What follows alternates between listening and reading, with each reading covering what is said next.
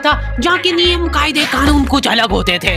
इस जेल के कैदी डेली अपने घर से बस्ता टांग के यहाँ पे आते हैं दिहाड़ी करने। कई माँ बाप उनके बच्चों को खुद इस जेल में फेंक के जाते हैं ताकि उनका बच्चा जिंदगी में एक सक्सेसफुल दिहाड़ बन सके। दरिंदे रोक दे बच्चा। मैं अपनी दिहाड़ी करने वैन से जाता था। हमारी वैन वाले ड्राइवर का नाम था भैया जी और उसकी वैन का नाम था मैजिक, जिसका हर दूसरे दिन टायर पंचर हो जाता था। बच्चे लोग स्कूल जाके पढ़ना सीखे ना सीखे टायर पंचर बनाना जरूर सीख जाते थे। लेकिन भैया जी से मेरा अलग अटैचमेंट था। उनसे मेरे को दिल से नफरत थी। ये आदमी सुबह 5 बजे आके मेरे घर के सामने हॉर्न बजाता था। अरे भैयू, ओए भैयू, जल्दी से तैयार हो जा बेटा, 5 मिनट में निकलना है फटाफट। 9 बजे का स्कूल है यार हमारा। लेकिन ये आदमी सुबह सबसे पहले आके मेरे को लेता था। उसके बाद हम 3-4 घंटे पूरे शहर भ्रमण पे निकलते थे। शहर के पूरे आखिरी कोने से बच्चे ले लेके आता था ये आदमी। जहाँ पे वैन जा भी नहीं सकती उधर कूदा कूदा के ले जाता था ये, और फिर टायर पंचर हो जाते थे। शाम पड़े वापस से हमको घर घर छोड़ के आता था ये। जिंदगी बर्बाद कर दी थी भैया जी ने मेरी। सबसे पहले लेते थे और सबसे आखिर में छोड़ते थे। लेकिन मैं फिर भी उसी वैन में जाता था क्योंकि चमेली भी हमारी वैन में ही आती थी। और बात यह है कि वो मेरे पास ही बैठती थी, मतलब मजबूरन। उसके पास और कोई ऑप्शन ही नहीं बचता था और मैं बचाता भी नहीं था। मैं घर पे जाते से जो 2-3 घंटे मेरे को सोने के लिए मिलते थे उसमें सोता नहीं था और मैं प्लानिंग करता था कि कैसे चमेली सिर्फ मेरे पास बैठे। चमेली सबसे आखिर में आती थी और मैं सबसे पहले सुनसान वैन में चढ़ के बस्ता अपने पास में रख के और फसर के सो जाता था। बाकी सारे बच्चे अपना बस्ता गोदी में रखते थे क्योंकि तुम्हारे बाप की वैन नहीं है, मतलब मेरे भी नहीं थी। पर मेरे ऊपर भैया जी को तरस आ जाता था कि बेचारा 5 बजे से आया है, तो वो सोने देते थे। अरे कैसे चला रहा है ये गाड़ी? रुक जा, गाड़ी चलाना नहीं आती क्या? देखो, आदमी इतना तभी चिढ़ता है जब उसकी जिंदगी में कोई लड़की ना हो। नहीं है ना? नहीं, मैं समझ सकता हूँ लड़की ना होने का दुख दर्द। मैं भी किसी जमाने में लड़कियों की तलाश में गली मोहल्ले भटकता था। फिर एक दिन मेरे पास से वो निकली। जैसे ही मैंने हैपन खोल के देखा उसकी आईडी मेरे फोन पे चमक रही थी। हैपन ये एक रियल लाइफ डेटिंग ऐप है। यहाँ पे तुमको वो लोग मिलेंगे जो तुम्हारे आस पड़ोस से निकले हो कभी ना कभी। 100 किलोमीटर दूर रहने वाले लोगों से बात करके फायदा ही क्या है जब तुम मिल ही ना पाओ।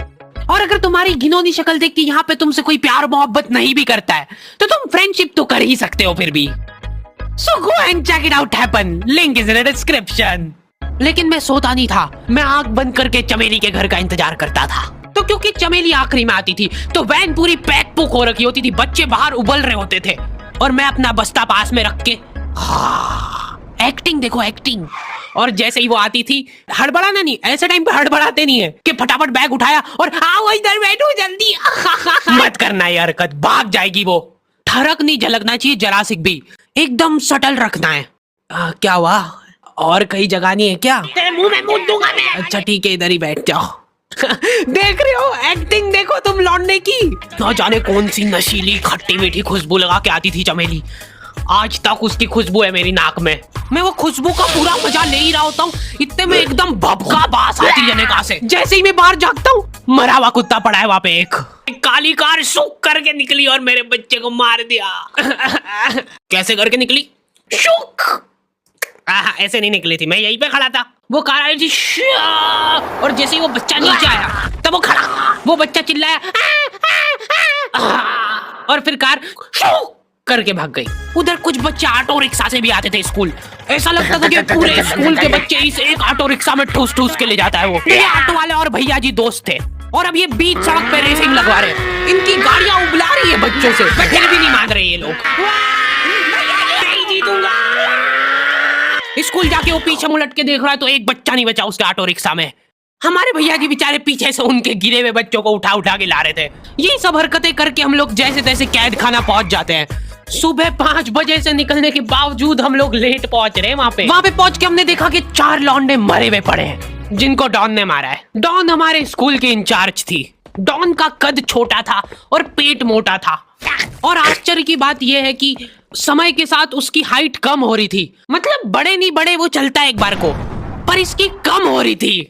डॉन बहुत स्ट्रगल करके कार से स्कूल आती थी खड़े होके, क्योंकि बैठ जाए तो उसको सामने की सड़क नहीं दिखती थी। वो अलग बात है, खड़े होके भी पूरा नहीं दिखता था। हर रोज 2-4 कुत्ते कुचलते हुए आती थी वो। फिर मेरे को समझ आया कि रास्ते में जो कुत्ते दिखे थे वो डॉन इस कैद खाने में छत पे बैठी रहती थी स्नाइपर लेके। कोई भी कैदी कुछ गलत गतिविधि करता हुआ दिखता था तो वहीं पे, मैडम इनकी लाश का क्या करना है?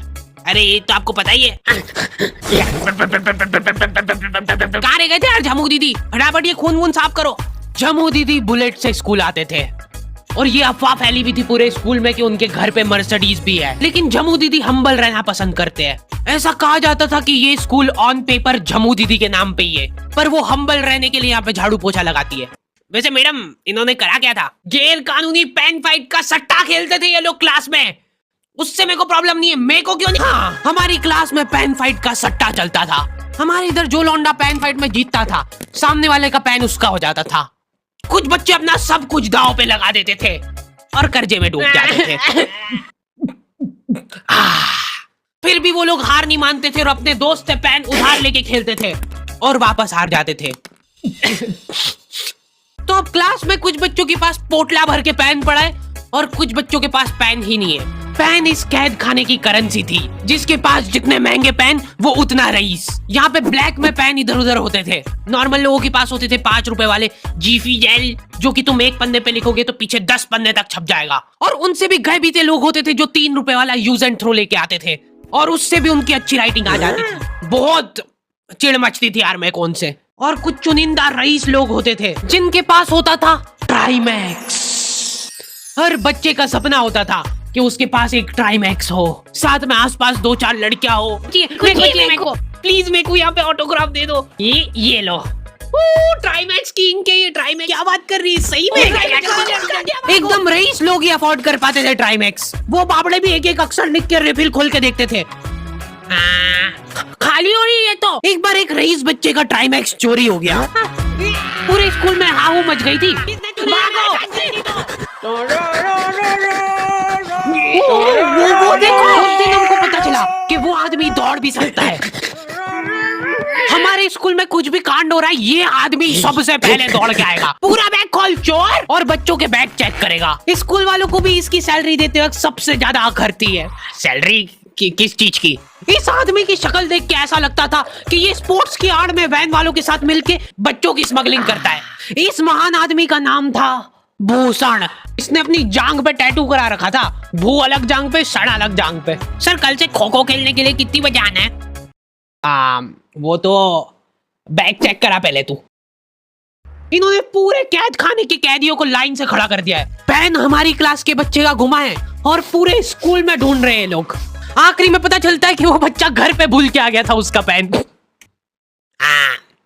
सॉरी बेटा, एक फेट में मुंह देगा। ऐसे तो नमूने बच्चे थे हमारे स्कूल में और टीचर लोग उनसे भी गए बीते थे। हमारे स्कूल में टीचरों को उनके नाम से कोई जानता ही नहीं है। बच्चों ने उनकी हरकतों के अनुसार टीचरों के नाम रखे हुए। हमारे इंग्लिश वाले टीचर का नाम था छोटा भीम। इससे चिड़चिड़ा आदमी मैंने आज तक नहीं देखा। छोटा भीम की हॉबी थी लड़कों को कूटना।